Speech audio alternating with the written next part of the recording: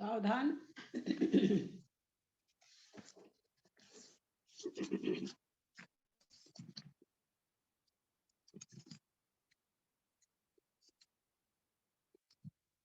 ओंकारं बिंदु संयुक्तं नित्यं ध्यायन्ति योगिनः कामदं मोक्षदं चैव ओंकाराय नमो नमः।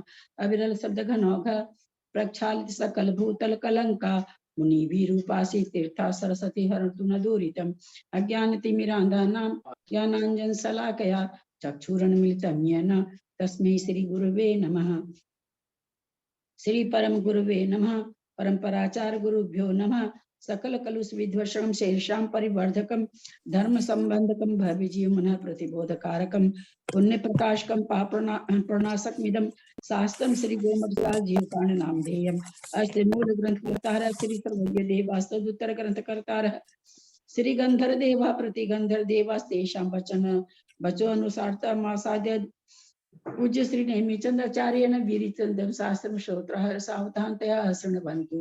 मंगलम भगवान वीरो मंगलम गौतमो गणी मंगलम कुंद कुंदाद्यो जैन धर्मोस्तु मंगलम सर्वमंगल मांगल्यम सर्व कल्याण कारकम प्रधानम सर्वधर्माणाम जैनम जयतु शासनम जैनम जयतु शासनम जैनम जयतु शासनम। दातांग जिनवानी माता की जय।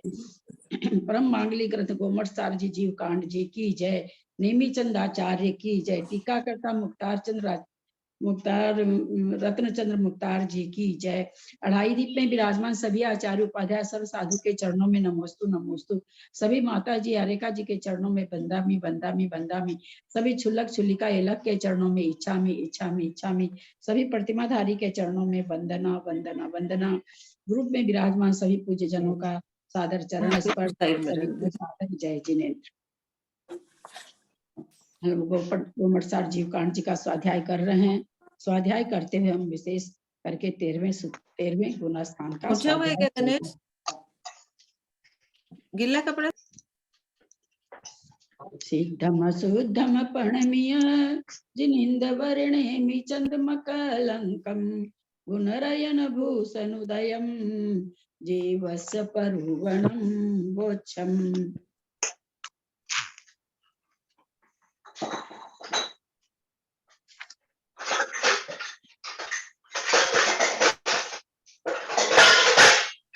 रीना शाह अंकलेश्वर प्लीज म्यूट कर लेंगे। रीना शाह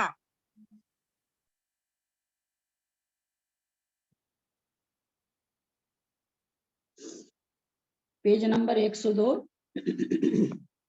छद्मस्थों का एक वस्तु में अंतर्मूर्त काल तक चिंता का अवस्थान होना ध्यान है, परंतु केवली जिनों का योग का निरोध करना ही ध्यान है। इसलिए ठीक कहा है, योग का निरोध करने वाले केवली भगवान कर्म के ग्रहण की सामर्थ्य का निरन्वय निरोध करने के लिए सूक्ष्म क्रिया प्रतिपाती संज्ञक परम शुक्ल ध्यान ऐसे लक्षण वाले ध्यान को ध्याते हैं।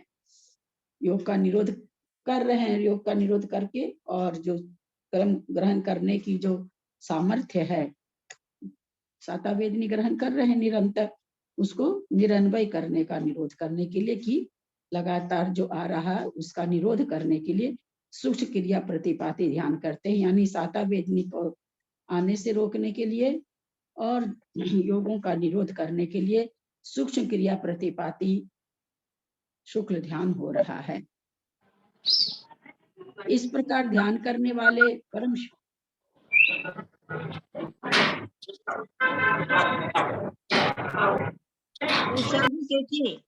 उषा जी सेठी म्यूट कर लेंगे।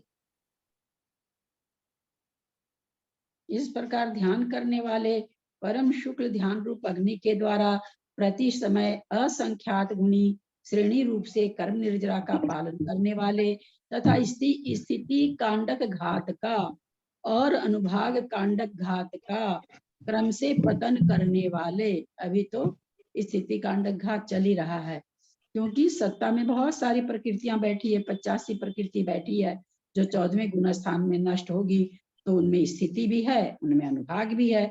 अगर स्थिति अनुभाग खत्म नहीं होगा तो 14वें गुण स्थान में तो फिर खत्म ही नहीं हो पाएगी, तभी उन प्रकृतियों का स्थिति अनुभाग कांडक घात चल रहा है। करने वाली इस परम ऋषि के योग शक्ति क्रम से हीन होती हुई सहयोग केवली गुण स्थान के अंतिम समय में पूरी तरह नष्ट हो जाती है। इस प्रकार इस बात प्रतिपादन करने की इच्छा से आगे के सूत्र को कहते हैं।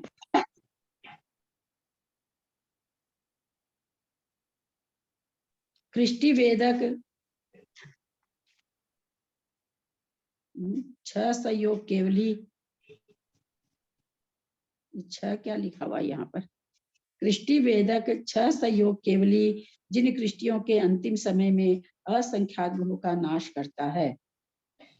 अच्छा, कुछ ऐसे लिखा गया क्या, देखें नीचे। कृष्टि दीदी वेदक इसमें के तो 6 नहीं है, हम लोगों के 6 नहीं है। कृष्टि वेदक सहयोगी लेकिन के है ना अशुद्धि, मैंने अभी है ना अशुद्धि पत्र देख लिया था कि भाई बीच एक- में फिर कुछ आता है तो ठीक नहीं लगता है, तो वहां दिया ही नहीं है इसके बारे में। बोलिए, बताइए। वही कहते, छह का यहाँ कुछ बैठ नहीं रहा। चलो नीचे पढ़ के देखते हैं। ठीक है। कृषि वेदक सहयोग केवली जिन कृष्टियों के अंतिम समय में असंख्यात बहुभाग का नाश करता है। कृष्टि वेदक के प्रथम समय से लेकर समय समय में कृष्टियों के असंख्यात भाग का असंख्यात गुण श्रेणी रूप से क्षय करके नाश करता हुआ सहयोग केवली गुण स्थान के अंतिम समय में कृष्टियों के असंख्यात बहुभाग भाग का नाश करता है, क्योंकि उसके बाद योग प्रवृत्ति का अत्यंत उच्छेद देखा जाता है। इस प्रकार यह यहाँ सूत्र का समुच्चय रूप अर्थ है। योग का अभाव होने के बाद फिर सृष्टि हो नहीं सकेगी, तो इसलिए कह रहे हैं कि वहां पर योग का अभाव होता जा रहा है, इसलिए संख्यात बहु का भाग का अंत में नाश करता, अंतिम समय में। अब नाम गोत्र वेदनी कर्म की अंतिम स्थिति कांडक घात को ग्रहण करता हुआ जितना सहयोग केवली काल शेष है और सब अयोगी काल है। ये आप लोगों में कुछ और है क्या? मैंने तो अभी शुद्धि पत्र भी देखा, कुछ था ही नहीं यहाँ पर। नहीं आप दीदी, लोग आपके जैसा ही है, मेरी किताब में आपके ही जैसा है, अयोगी के ऊपर की मात्रा रह गई है, वो तो अयागी है। वो हाँ। तो उसके लेके नहीं, और सब अयोगी काल है। एक मिनट। अंतिम स्थिति कांडक को ग्रहण करता हुआ जितना सहयोग केवली काल है, सहयोग का केवली काल शेष है और सब अयोगी काल है। अच्छा, तीनों वेद का स्थिति कांडक घात कर रहे हैं, तो जितना तो सहयोगी काल का शेष है सो है, अब बाकी सारा उसका घात करने के लिए अयोगी का काल है। ऐसा अगर ये सेंटेंस सही है तो यही निकलेगा। दीदी यहाँ पे पूर्ण विराम नहीं होना चाहिए क्या? ये हाँ? पूर्ण विराम, यदि पूर्ण विराम हटा देते हैं तब राइट लगता है ना? नहीं, पूर्ण विराम तो और होगा सब अयोगी काल है, हाँ ठीक मतलब है। सहयोगी काल शेष है और सब अयोगी काल है। तत्प्रमाण ना, तत्प्रमाण तो ठीक है, अलग स्थिति के लिए आया है ना, फुल स्टॉप तो होगा ही। तत्प्रमाण स्थितियों को छोड़कर गुण श्रेणी शीर्षक के साथ उपरिम सब स्थितियों को ग्रहण करता है। ठीक है। उतनी प्रमाण तत् प्रमाण, कितनी प्रमाण? सहयोगी काल जितना है उतना, और अयोगी काल के जितना। अयोगी काल के लिए यहाँ लिख दिया जितना अयोगी का काल है, पूर्ण अयोगी काल, ऐसे यहाँ पर ग्रहण करना है। उसी समय प्रदेश पुंज का अपकर्षण करके, अभी अपकर्षण चल रहा है, कृष्टि चल रही है, हाँ, गुण श्रेणी निर्जरा चल रही है। बाप रे बाप। अपकर्षण करके उदय में अल्प प्रदेश पुंज को देता है, अनंतर समय में असंख्यात गुणे प्रदेश पुंज को देता है। इस प्रकार असंख्यात गुणी श्रेणी रूप से निक्षेप करता हुआ स्थिति कांडक की जघन स्थिति से अधस्तन अनंतर स्थिति के प्राप्त होने तक जाता है। जघन स्थिति से भी नीचे की स्थिति तक ले जाता है। अभी कांडक घाती वगैरह चल रहा है। अब यही गुण श्रेणी शीर्ष हो गया। इस गुण श्रेणी शीर्ष से स्थिति कांडक की जो जघन स्थिति है उसमें असंख्यात गुना देता है। उससे उपरिम अनंतर स्थिति से लेकर विशेषहीन प्रदेश पुंज का निक्षेप करता हुआ पुरानी गुण श्रेणी शीर्ष तक निक्षेप करता रहता है। पुनः पुराने गुण शीर्ष से लेकर उपरिम अनंतर स्थिति में असंख्यात गुणहीन प्रदेश पुंज देता है। उससे आगे सर्वत्र विशेषहीन प्रदेश पुंज निक्षेप करता है। यहाँ से लेकर गलिता शेष गुण श्रेणी हो जाती है। यहाँ से लेकर हम लोग समझा, गलिता शेष मतलब गलित होने के बाद जो शेष कर्म बच गए, इतनी सारी प्रक्रिया हुई पहले, उस प्रक्रिया के होने के बाद जो गलितावशेष बच गए हैं उसके लिए ये कहते हैं यहाँ से लेकर गलिता शेष गुण श्रेणी हो जाती है। यानी जो गलने के बाद जो शेष बचे हुए थे वहां तक गुण श्रेणी रूप से ये अपकर्षण और क्या स्थिति कांडक घात निर्जरित करना ये होता है। इस प्रकार अंतिम स्थिति कांडक घात की द्विचरम फाली तक ले जाना चाहिए। इस तरह से देते देते असंख्यात गुणी प्रदेश पुंज देता है। फिर आगे सर्वत्र इसी तरह निक्षेप करते करते कहाँ तक, जब अंतिम फाली बच जाती है, अंतिम स्थिति कांडक की द्विचरम फाली तक इसी तरह से प्रदेश पुंज डालता हुआ चलेगा। पुनः अंतिम स्थिति कांडक की अंतिम फाली के द्रव्य को ग्रहण करके उदय में स्तोक प्रदेश पुंज को देता है।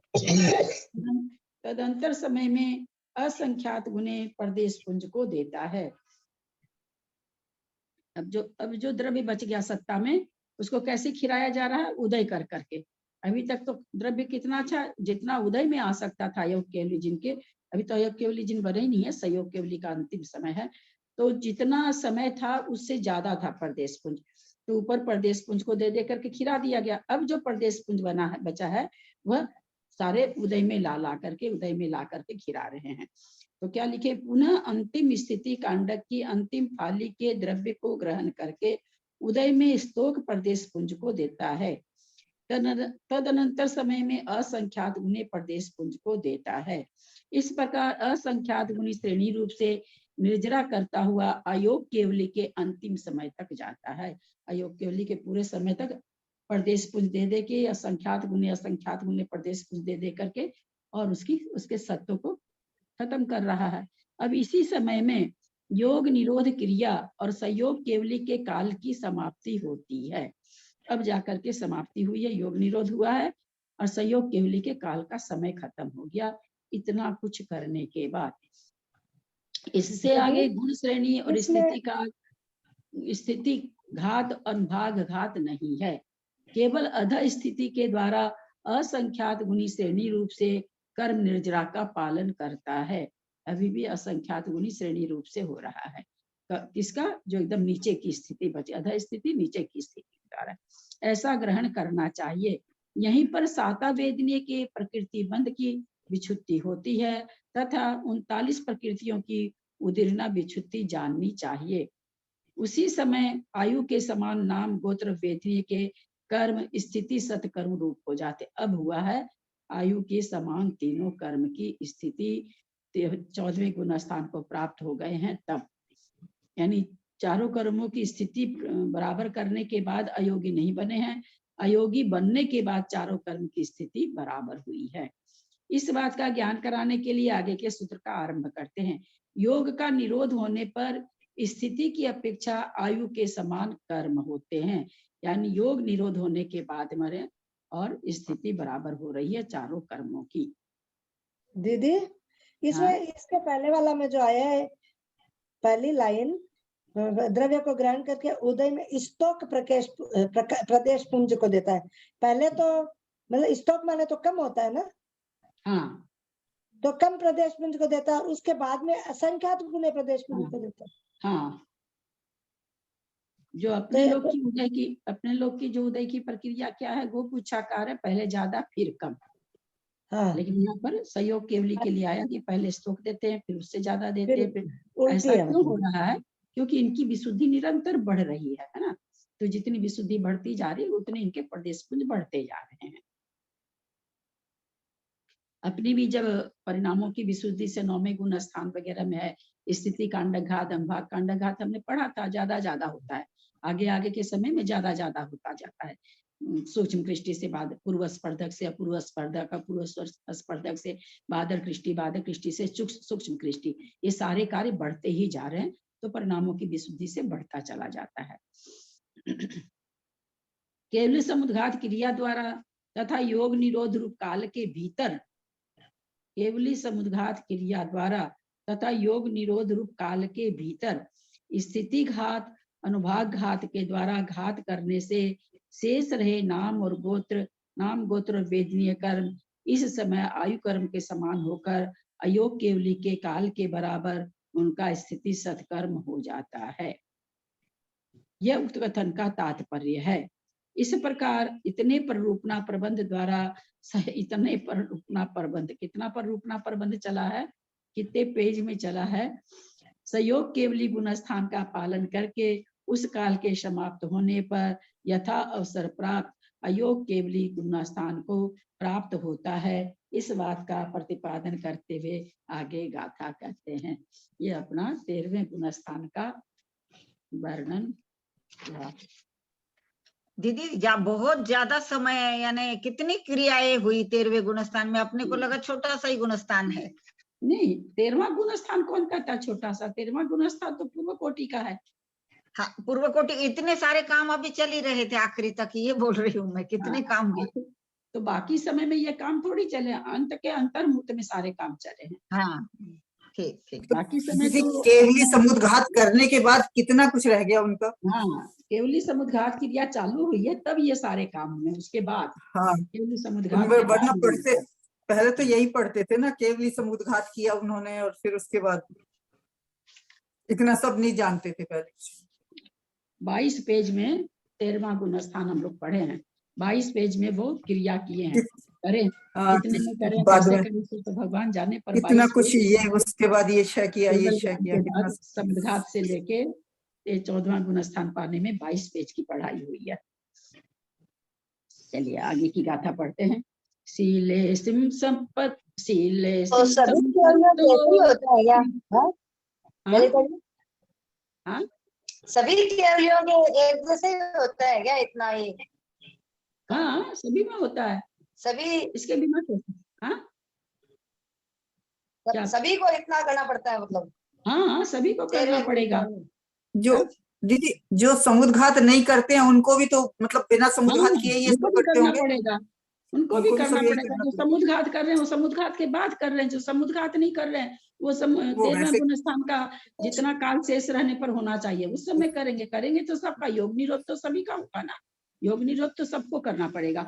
योग निरोध करने के लिए इतनी क्रिया करनी पड़ेगी, इतनी क्रिया होगी, क्योंकि सत्ता के कर्म जब तक नहीं खत्म करेंगे तब तक कैसे आगे बढ़ सकते, आगे गुणी स्थान नहीं बढ़ेगा उनका।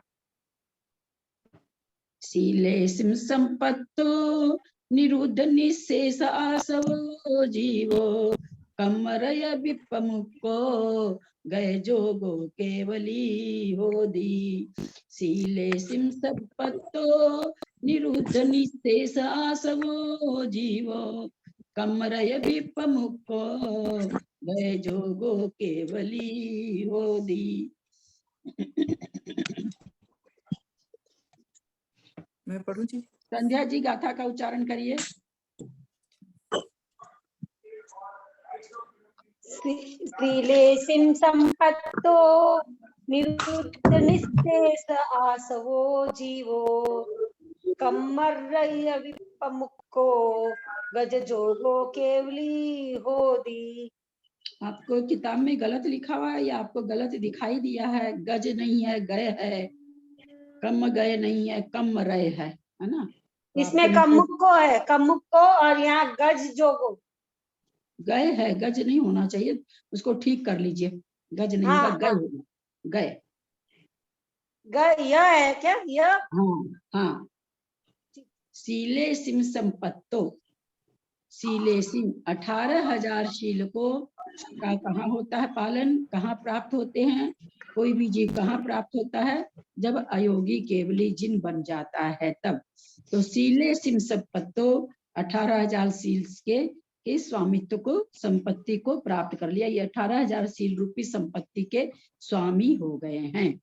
निरुद्ध निशेष आसवो जीवो, संपूर्ण आश्रम, निरुद्ध निशेष माने संपूर्ण, निरुद्ध माने निरुद्ध, आश्रव माने आश्रव, संपूर्ण आश्रव को जिसने निरोध कर लिया है।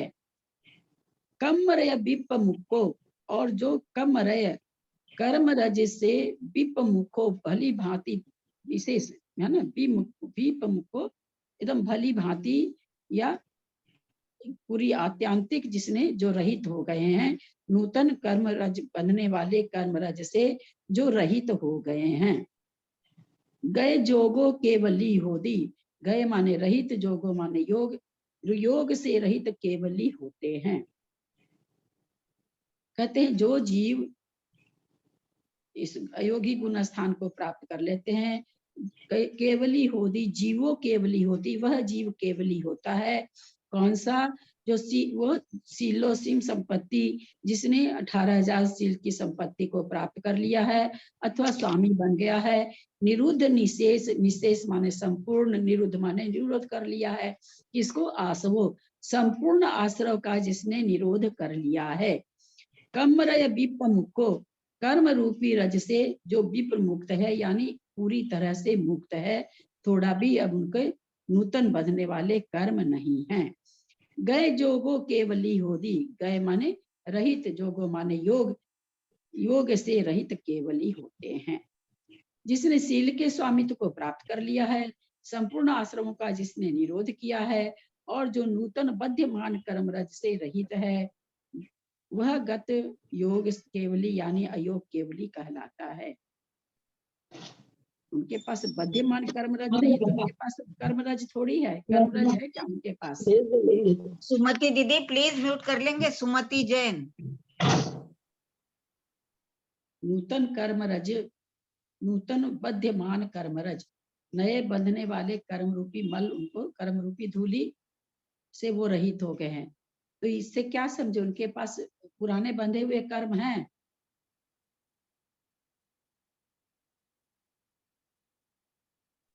हाँ दीदी, उनके पास है ना अभी नहीं, अयोग्य कर्म नहीं है, नहीं अंतिम कर्म नहीं समय है, में होंगे ना सारे। पुराने बंधे हुए कर्म नहीं है, इस समय नहीं है।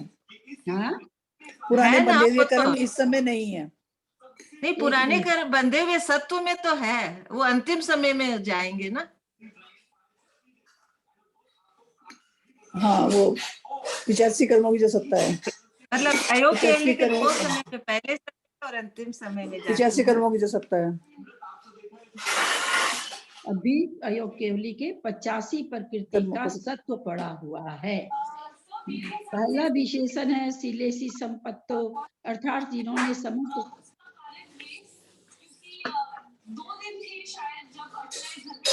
त्रिशला दीदी म्यूट कर लेंगे। त्रिशला जैन।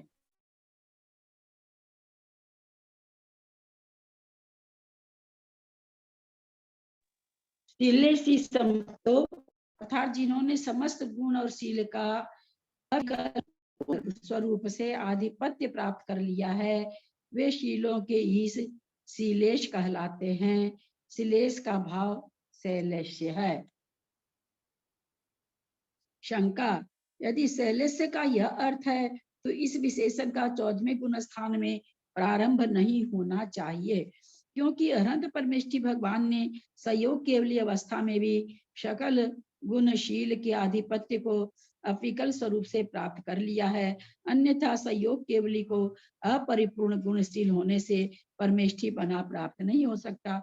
आप कह रहे हो इनको शील की संपत्ति प्राप्त हो गई है, तो फिर 13वें गुण स्थान में नहीं हुई है, और 13वें गुण स्थान में नहीं हुई है तो फिर उनको तो परमेष्ठी नहीं कहा जा सकता। जैसे हमारे गुण व शील पूर्ण होने से हमें परमेष्ठी पद प्राप्त नहीं है। समाधान, आपका कहना सत्य है। संयोग केवली ने भी आत्म स्वरूप को प्राप्त कर लिया है। वे अशेष गुणों के खजाने हैं। अशेष गुणों के खजाने मतलब संपूर्ण गुणों के खजाने हैं, निष्कलंक हैं और परम उपेक्षा लक्षण वाले यथाख्यात विहार शुद्धि संयम को पराकाष्ठा में अधिष्ठित है, कि पराकाष्ठा में अधिष्ठित है। इस प्रकार संयोग केवली के सकल गुण और शील प्रकट हो गए हैं, यह स्वीकार है, किंतु उनके योग के निमित्त से होने वाला आश्रव मात्र के सत्व की अपेक्षा संपूर्ण कर्म निर्जारूप फल वाला सकल संवर उत्पन्न नहीं उत्पन्न हुआ है, क्योंकि अयोग केवली के समस्त आश्रमों के द्वार रोक दिए गए हैं और प्रतिपक्ष रहित आत्मलाभ प्राप्त कर लिया है। इस अभिप्राय से शैलेश्य विशेषण अयोग केवली के साथ लगाया गया है, इसमें कोई दोष नहीं है। ठीक, उन्होंने समझा दिया कि अभी तो वहां पर उनके योग चल रहा है, इसलिए आश्रय हो रहा है, इसलिए वहां पर शिलेसी संपत्तो नहीं कहा जा रहा है। शील के 18,000 भेदों का स्वामित्व आधिपत्य योग केवली प्राप्त करते हैं। शील के 18,000 भेदों को मूलाचार में इस प्रकार बताया है। जो ये करने सन्ना इंद्रिय भौमादि संबंधम में यह अन्नोने ही अभ्यथा 18 शील सहसाइम, जो ये करने सन्ना, 3 योग सन्ने, जो ये करने 3 करण, सन्ना 4 संज्ञा, इंद्रिय 5 इंद्रिय, भौम आदि, भौम माने पृथ्वी आदि 10 पृथ्वी कायिक आदि जीव भेद, समधम्मेय, समधम्मेय यानी समधम्मेय श्रमणों के जो 10 धर्म होते हैं, उत्तम क्षमादि आदि वे 10 धर्म। अन्नोने ही, अन्नोन एहिम, अन्नोन माने आपस में ही, अभत्था माने गुणा करने पर, 18 शील सहसाइम 18,000 शील के भेद हो जाते हैं।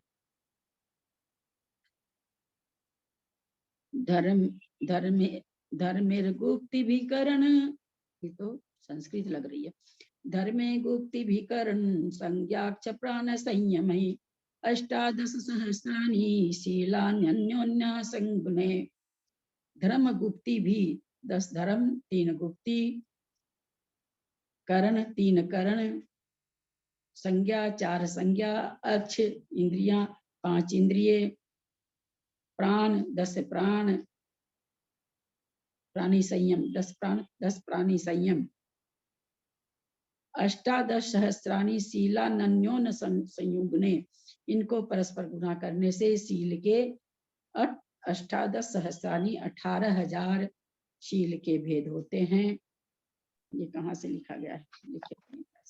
इनके अतिरिक्त अन्य प्रकार से भी शील के 18,000 भेद जिनागम में बताए गए। जिनागम में कह रहे हैं इसके अलावा भी भेद बताए गए हैं। अब यहीं पर अंतर है, यहाँ तो इन्होंने क्या ले लिया है? 3 गुप्ती ले ली है, योग नहीं लिया। ऊपर 3 योग ले लिया है, तो योग और गुप्ती एक ही है। वचन योग मनो गुप्ती किसे कहते हैं? प्रवृत्ति को रोकना ही तो गुप्ती कहलाता है। तो 3 योग ले लिया, यानी तीनों योग का रोक तीनों योग से रहित होने पर, तीनों योग से रहित होने पर तो 3 गुप्ती का पालन तभी होता है जब योग रहित होता है। तो दूसरा विशेषण है निरुद्ध निशेष आसवो, अर्थात समस्त आश्रव का निरोध कर देने से नवीन कर्मों का परम संवर हो गया है। ठीक है। मिथ्या दर्शन, अवृत्ति, प्रमाद और कसाय से जिन कर्मों का आश्रव होता था, उन कर्मों के आश्रव का निरोध होने पर निरोध। हाँ, ये प्राण संयम नहीं समझ में आए। प्राण संयम कैसे लिए? 10 प्राण संयम, ये ऊपर की गाथा में जो आचार सार से ली है। 10 प्राण होते हैं ना, 10 अच्छा, उसका संयम ऐसा लिया। 10 प्राणों के द्वारा संसारी जीव जीता है। हाँ, मुझे ऐसा लगा कि वो इंद्रिय संयम और प्राण, ये संयम 10 पृथ्वी का एक है ना, उन्हीं की रक्षा माने 10 प्राण संयम दे दिया है। तो दीदी इसमें सेम ही तो, पहले 2 लाइन देख के जो मीनिंग दिया, फिर 2 लाइन देख के जो मीनिंग, एक ही मीनिंग तो है दोनों का। नहीं, जैसे ऊपर इंद्रियां दे दिया है, लेकिन पृथ्वी का इकाई 10 जीव के, पृथ्वी का इकाई का 10 भेद दिए हैं, 10 भेद जीव दिए हैं। ठीक है, वो प्राणी संयम में वो भी घट जाएगा। और वहां ऊपर 10 धर्म दिए हैं, नीचे भी 10 दिए हैं। ऊपर वही केवल बोले तो आपके कि खाली यहाँ 3 गुप्ती है, वहां 3 योग है। तो गुप्ती और योग देखा जाए तो योग तो एक ही होता है ना। वही तो हम समझाए ना कि ऊपर नीचे से 2 बार क्यों दिया किताब में, हम ये पूछ रहे थे। वो दूसरी पुस्तक से है, वो दूसरी पुस्तक से। ये मूलाचार से, आचार सार से है। आचार सार से, हाँ। हाँ। दूसरा विशेषण है निरुद्ध निशेष आसवो, समस्त आश्रव का निरोध कर देने से नवीन कर्मों का परम संवर हो गया है। मिथ्या दर्शन, अवृत्ति, प्रमाद और कसाय से जिन कर्मों का आश्रव होता था, उन कर्मों के आश्रव का निरोध अधस्तन गुण स्थानों में ही हो गया। योग से आश्रव होता था, उसका भी अयोग केवली के अभाव हो गया। इसलिए अयोग केवली के अशेष आश्रव का निरोध हो जाने से यह विशेषण सिद्ध हो जाता है। तीसरा विशेषण है कम्र विपम को, बंध के हेतु भी आश्रव का निरवशेष रूप से निरोध हो जाने से तथा सत्व रूप कर्मों का प्रति समय अध स्थिति गलन के कारण निर्जीर्ण होने से अयोग केवली कर्मरज से मुक्त हैं, अथवा नवीन कर्मरज से लिप्त न होने के कारण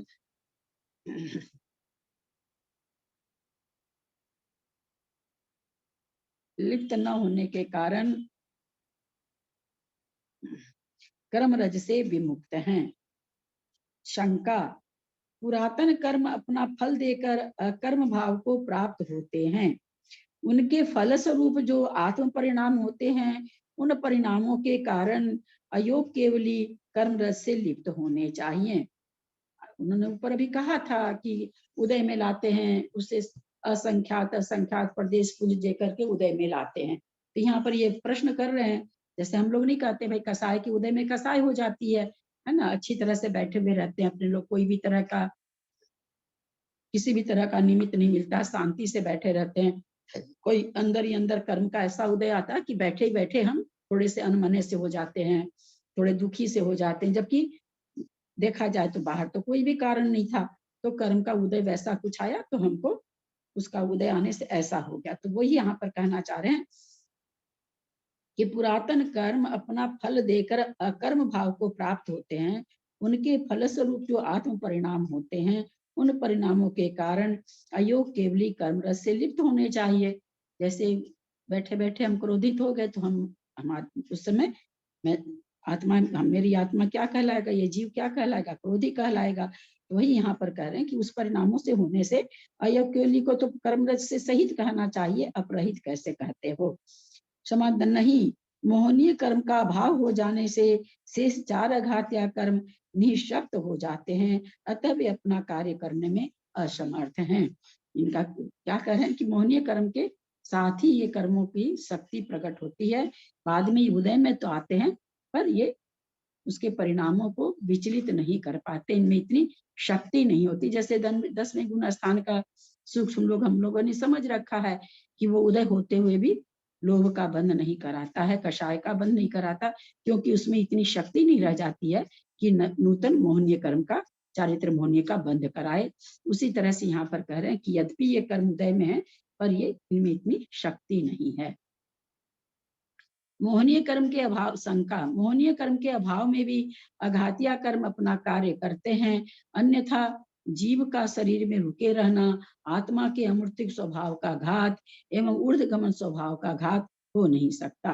कहते हैं अघातिया कर्म भी तो कर्म कर रहा, काम कर रहा ना, शरीर में आत्मा को रोक रखा है, अमूर्तिक स्वभाव नहीं प्रकट होने दे रहा है, ऊर्ध्वगमन नहीं होने दे रहा, तो वो दिखा रहा अपना प्रभाव तो दिखा ही रहा है, ऐसा तो नहीं कि नहीं दिखा रहा। समाधान, यद्यपि अघातिया कर्मोदय से ये कार्य होते हैं, कौन सा, जो आपने ऊपर कहा, तथापि इन कार्यों के कारण जीव कर्म रस से लिप्त नहीं होता, क्योंकि कर्म रस से लिप्त करने का कार्य लेश्या का है। अयोग केवल कहा गया ना, लेश्या क्या करती है, कसाय से अनुरंजित करती है, अथवा लिम्पंती इति लेश्या, जो लिम्पायमान करे वह लेश्या है। तो यहाँ पर तो लेश्या तो है ही नहीं, इसे लिम्पायमान कहाँ से होंगे। अयोग केवली के लेश्या का भाव है, कारण के अभाव में उससे होने वाला कार्य भी असंभव है। दूसरे मिथ्यात्व, अविरति, प्रमाद, कसाय व योग कर्म बंध के हेतु हैं। अयोग केवली के इन सब हेतुओं का अविकल रूप से नाश हो जाने के कारण कर्म बंध का अभाव है। यदि अहेतुक बंध वाला माना जावे तो मोक्ष के अभाव का प्रसंग आ जाएगा। अब क्या कह रहे हैं कि अगर इनको ये कहा जाए कि जो बंध है वह कोई भी तरह का हेतु नहीं कर रहा, तो मोक्ष की जरूरत ही नहीं, हो गया मोक्ष। अब आगे वाली मोक्ष का तो कोई औचित्य ही नहीं रह जाएगा, ऐसा कह रहे हैं।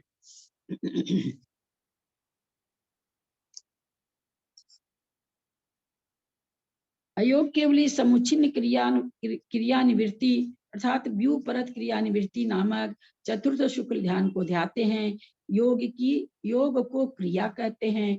मन वचन काय का सर्व व्यापार समुच्छिन्न अथवा व्युपरत नष्ट हो जाने से यह अंतिम शुक्ल ध्यान समुच्छिन्न क्रिया है। इस ध्यान से अयोग केवली गिरते नहीं अथवा न निवर्तते, लौटते नहीं। ऐसा इस शुक्ल ध्यान का स्वभाव होने से यह समुच्छिन्न क्रिया निवृत्ति शुक्ल ध्यान है। अलिष्टा के संबल सहित इस ध्यान का फल काल, काय त्रय, औदारिक, तेजस, कारमन काय के बंधन से मुक्ति को देखकर भगवान ध्यान करते हैं। ऐसा कहा जाता है। पूर्ववत यहाँ भी उपचार से ध्यान है। केवली के ध्रुव उपयोग रूप परिणति के कारण ध्यान के लक्षण स्वरूप एकाग्र चिंता निरोध का अभाव है। अतः केवली के परमार्थ से ध्यान नहीं है।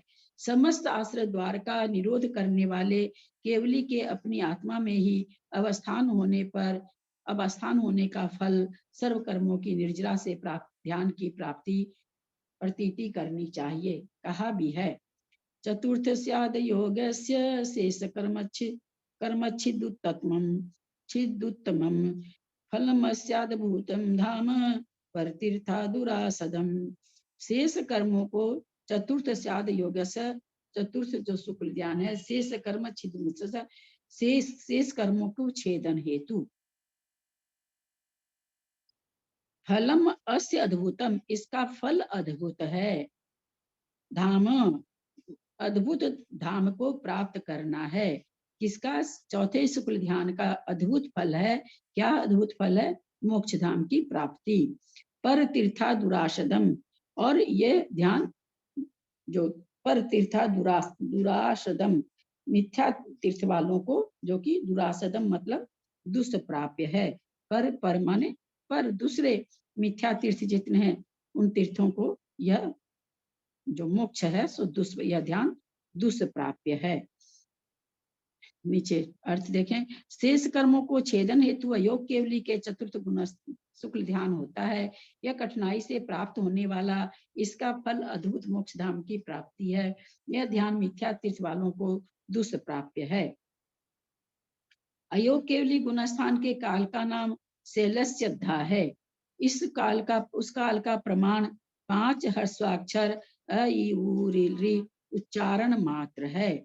अयोग केवली गुणस्थान के द्विचरम समय में अनुदय रूप वेदनीय कर्म प्रकृति व देवगति आदि अनुदय रूप 75 प्रकृतियों का क्षय होता है। एवं चरम समय में उदय रूप वेदनीय कर्म प्रकृति, मनुष्यायु, मनुष्य गति और उदय स्वरूप 13 प्रकृतियों का क्षय होता है। दीदी यहाँ पे 72 प्रकृतियां हैं 72, पहले वाले हाँ। में। हाँ? नहीं, वो तो 72 ही होगी, क्यों 72 + 13 85 हो गई ना। हम 75 बोल दिए। 72 हम कुछ और बोल दिए क्या? 75 बोल निकल गया होगा 75। ना 72 ही है, मुझसे निकल गया, सॉरी। बहुत अच्छा, ध्यान देते हैं। तो 72 प्रकृतियों का तो उदय नहीं आ रहा, उनका द्विचरम में क्षय हो गया। और जो प्रकृतियां 13 उदय में आ रही है, उसका उदय रूप क्षय चरम समय में हो रहा है। यद्यपि उदय अनुदय इन दोनों प्रकार की कर्म प्रकृतियों की स्थिति समान है, तथापि अनुदय रूप कर्म प्रकृतियां एक समय पूर्व स्वजाति उदय प्रकृति रूप स्तुपक संक्रमण द्वारा संक्रमण कर पर मुख से उदय में आती है। वहां पर सारी तो छाओ तो सहनन बैठा है, सारी चीजें बैठी, सारी कर्म 85 प्रकृतियों का सत्व बैठा है वहां पर। तो सारी, जैसे अब सहनन है, एक सहनन दूसरे सहनन को, दूसरा सहनन तीसरे सहनन को, सारा अपना द्रव्य देते, नामकर्म की बहुत सारी प्रकृतियां वहां पर सब दूसरे को द्रव्य देते देते और परमुख से सब खिर जाती है। वही यहाँ पर स्तुप संक्रमण के द्वारा, कि जैसे उदय में आने वाली वैसे ही वो परमुख से खिरती है, जो उदय में आती रहती है उसी मुख से खीर के वो चली जाती है। तो दीदी अच्छा, योग केवली के अंतिम समय में नहीं खिरती क्या 72 वाली? ना 13वें गुण स्थान में तो है ही नहीं, कोई प्रकृति का क्षय नहीं है। वहां तो वही स्थिति कांडक घात और भाग कांडक घात और कृष्टि चल रही है, वहां क्षय नहीं हुई है, किसी भी प्रकृति का क्षय नहीं है। वहां पर 13वें गुण स्थान में किसी भी प्रकृति का क्षय नहीं है। वहां तो तीसरे शुक्ल ध्यान के द्वारा योग निरोध ही किया जाता है। तो जी फिर अनुदय कैसे हुआ? हाँ, वहां पर अनुदय कैसे हुआ? 85 प्रकृति में 72 प्रकृति का वहां उदय नहीं चल रहा। वेदनीय कर्म, दोनों वेदनीय कर्म में से एक वेदनीय कर्म का उदय चल रहा। मनुष्य आयु है ही है उदय में, मनुष्य गति उदय में है ही है ना। तीर्थंकर प्रकृति है तो वो उदय में है ही है।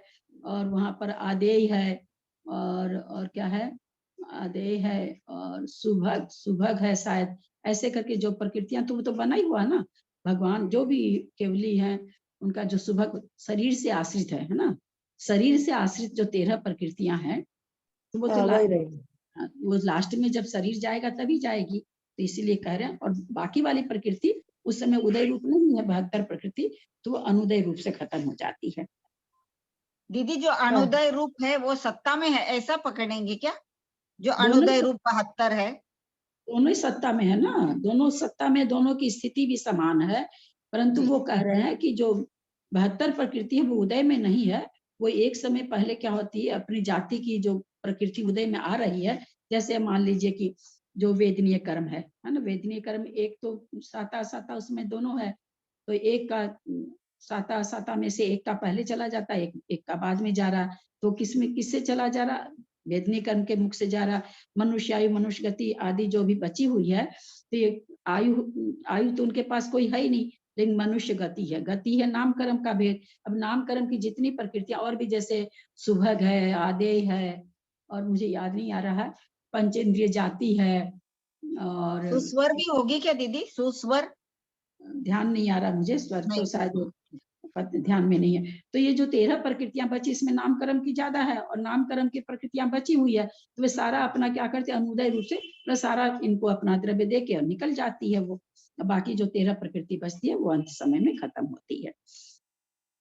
अयोग केवली के चरम समय तक स्थिति वाली अनुदय प्रकृतियां द्विचरम समय में स्तुभुक संक्रमण द्वारा उदय प्रकृति रूप संक्रमण कर जाने के कारण चरम समय में अनुदय प्रकृति का सत्व न रहने से द्विचरम समय में उनका क्षय कहा गया। क्योंकि अब द्विचरम समय में अनुदय रूप है अपना, अनुदय मतलब उदय में नहीं आ रही है, सत्ता में पड़ी है, उदय में आने लगी, तो स्तुभुक संक्रमण हो गया उसका। स्तुभुक संक्रमण के द्वारा 72 प्रकृति अपनी अपनी जाति वाली प्रकृतियों को स्तुभुक संक्रमण के द्वारा अपना द्रव्य दे करके वो नाश हो जाती है। यह कथन उत्पादानुच्छेद की अपेक्षा किया गया है। द्विचरम समय में सत्य से विच्छिन्न होने वाली प्रकृतियां देवगति, 5 शरीर बंधन, 5 शरीर संघात, 6 संस्थान, सब तो बैठे हुए थे अभी तक, 3 अंगोपांग, 6 सहनन, 5 वर्ण, 2 गंध, 5 रस, 8 स्पर्श, देवगत्यानुपूर्वी, अगुरु लघु, उपघात, परघात, उच्छ्वास, प्रशस्त विहायो गति, प्रत्येक शरीर अपर्याप्त, स्थिर अस्थिर, शुभ अशुभ, सुस्वर दुस्वर, ध्रुवग अनादे, यशः कीर्ति, निर्माण, नीच गोत्र, और अभी तक नीच गोत्र की भी सत्ता पड़ी है, सत्ता में बोलिए, और दोनों वेदनीय में से एक, हम कहें ना एक वेदनीय कर्म भी सत्ता में पड़ा है।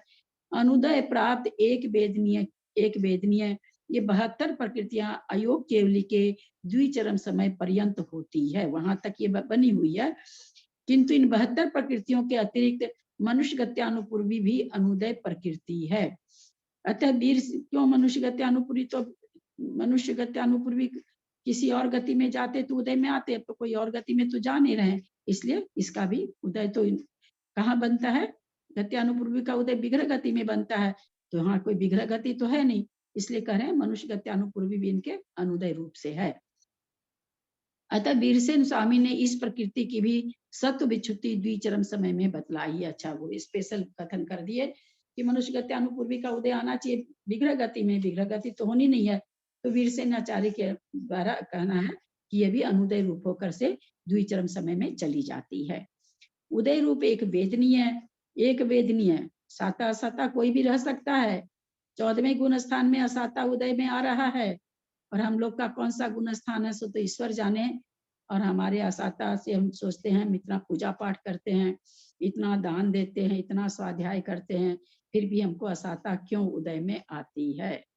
14वें गुण स्थान में उदय रूप एक वेदनीय का मतलब साता भी हो सकती है, असाता भी हो सकती, कोई भी हो सकती है, सोच के देखिए। 14वां गुण स्थान एक समय, लेकिन असाता साता रूप होकर के आ जाती है ना वहां पर।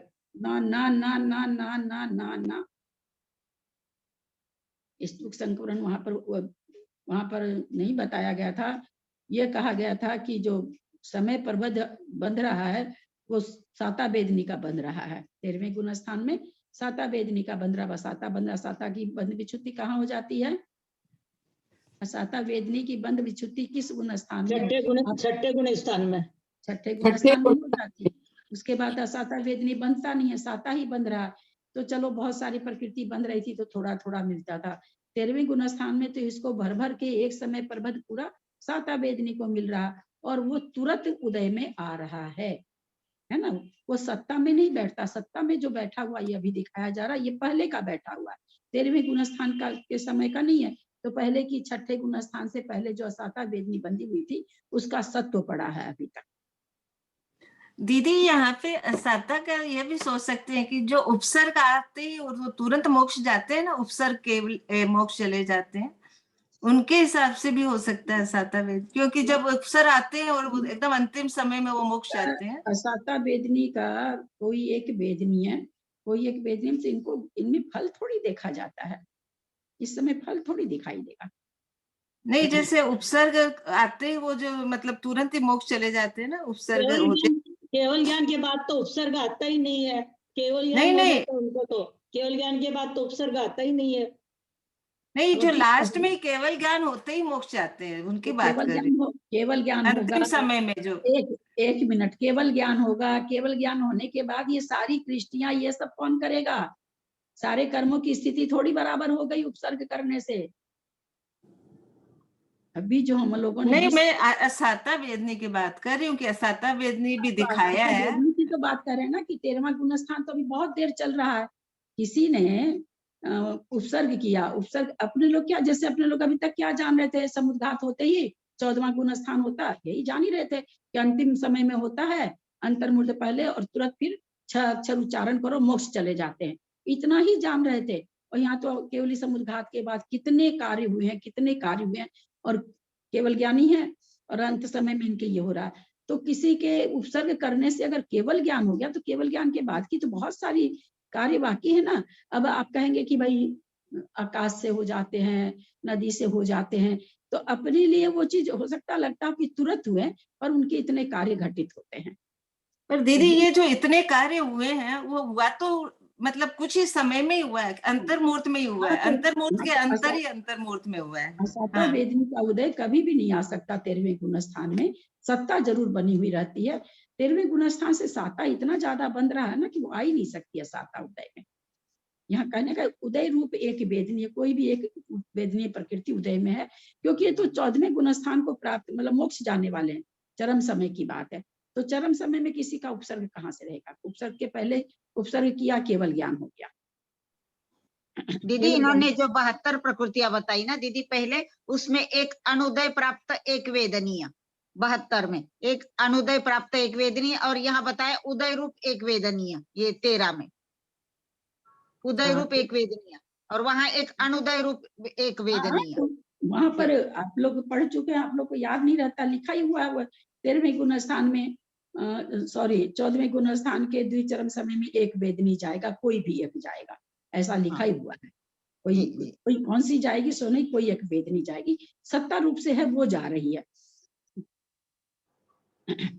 उदय रूप एक वेदनी है, मनुष्य गति, मनुष्य आयु, पंचेंद्रिय जाति, त्रस्य बादर, पर्याप्त, सुभग आदे, यश कीर्ति, तीर्थंकर और उच्च गोत्र, ये 12 प्रकृतियां अयोग केवली के अंतिम समय में विच्छिन्न होती है। किंतु श्री जिन सेनाचार्य ने मनुष्य गत्यानुपूर्वी सहित 13 प्रकृतियों की विच्छुत्ति बतलाई है। मनुष्य गति के साथ साथ मनुष्य गत्यानुपूर्वी का भी बंध होता है, अतः मनुष्य गति के साथ ही मनुष्य गत्यानुपूर्वी की सत्व विच्छुत्ति कही गई। ये दोनों एक साथ बंद होती है, तो उनका कहना है कि इसी समय होती है, विच्छुत्ति होती है। जिनके योग विद्यमान नहीं है, अतिक्रांत कर गया है, वे अयोगी हैं। जिनके केवल ज्ञान पाया जाता है, वे केवली हैं, और जो योग रहित होते वे केवली होते हैं, वे अयोग केवली हैं। शंका, सयोग केवली के तो मन है, अतः उनके तो केवल ज्ञान संभव है, किंतु अयोग केवली के मन के अभाव में केवल ज्ञान कैसे संभव है? समाधान, यह कहना ठीक नहीं है। क्योंकि ज्ञानावरण कर्म के क्षय से जो ज्ञान उत्पन्न हुआ है, वह अक्रमवर्ती है, उसकी मन में उत्पत्ति मानना विरुद्ध है। उसमें कोई क्रम थोड़ी है, इसके बाद ये हो रहा है, इसके बाद ये हो रहा है, तो बोला उसमें कोई कर्म कारण नहीं है, इसलिए उसके मन से उत्पत्ति नहीं मानना चाहिए। जिस प्रकार शंका, जिस प्रकार मति आदि ज्ञान स्वयं ज्ञान होने से अपनी उत्पत्ति के कारक की अपेक्षा रखते हैं। मति ज्ञान किससे होता है भाई? इंद्रियों आदि से, प्रकाश से, इसके निमित्त से होता है। उसी प्रकार केवल ज्ञान भी ज्ञान है, अतः उसको भी अपनी उत्पत्ति में कारक की अपेक्षा रखनी चाहिए, कोई ना कोई कारक होना चाहिए उत्पत्ति करने वाला। नहीं, क्योंकि छायिक और छायोपशमिक ज्ञान में सामर्थ्य नहीं पाया जाता।